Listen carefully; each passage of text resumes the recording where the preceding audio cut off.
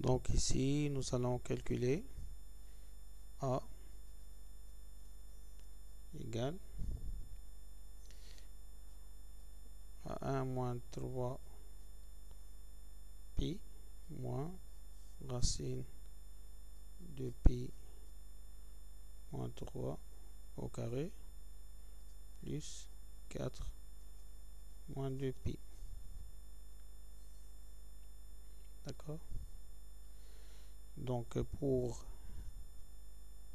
se débarrasser de la valeur absolue, nous savons que la valeur absolue du x c'est égal à x si x appartient à R plus,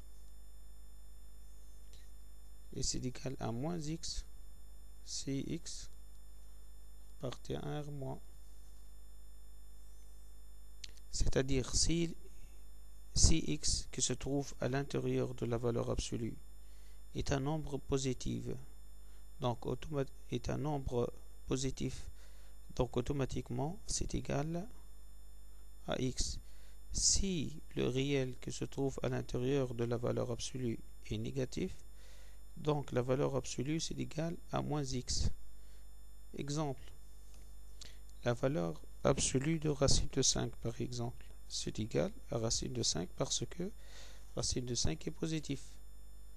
Par contre, la valeur absolue de moins racine de 5, c'est égal à quoi? On a x ici qui est négatif. Donc j'écris ici x,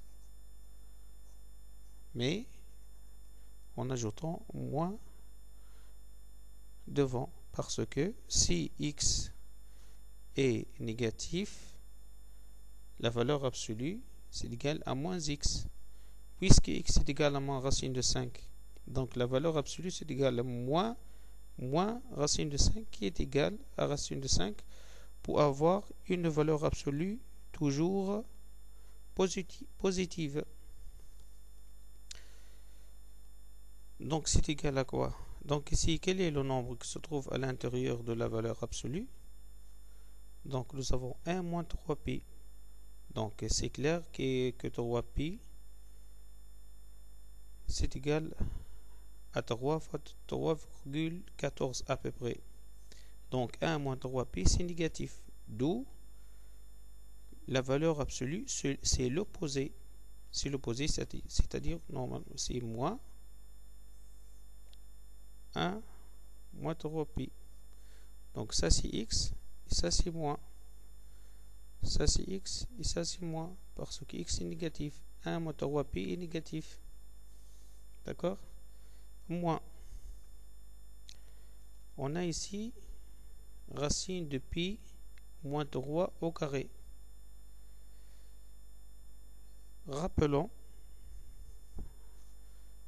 que la racine carrée de x au carré c'est égal à x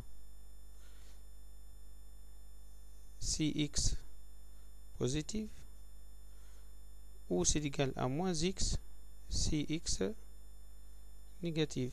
C'est-à-dire en réalité c'est égal à la valeur absolue de x. Donc automatiquement je regarde si x positif, automatiquement la racine et le carré est éliminé. C'est égal à x. Si x est négatif, donc c'est moins x. Ici, qu'est-ce qu'on a? Racine de pi moins 3 au carré.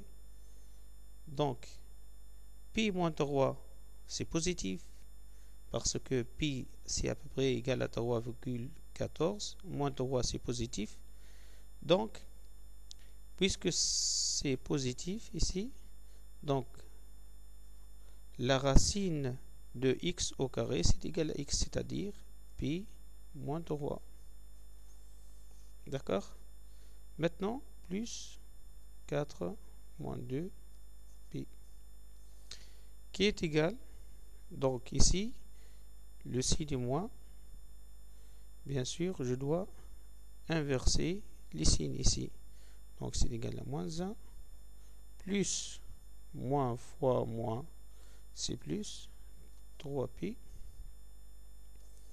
moins pi moins, c'est plus 3, plus 4pi, moins 2pi. D'accord?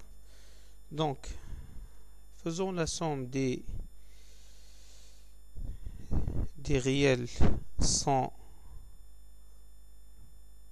pi. Donc, vous avez moins 1, plus 3, excusez-moi ici, c'est 4, et non pas 4pi. Donc, moins 1, plus 3, plus 4. Donc, 3 plus 4, c'est 7. Moins 1, c'est égal à 6. Et qu'est-ce qu'on a ici? Plus 3pi, moins pi plus 2pi,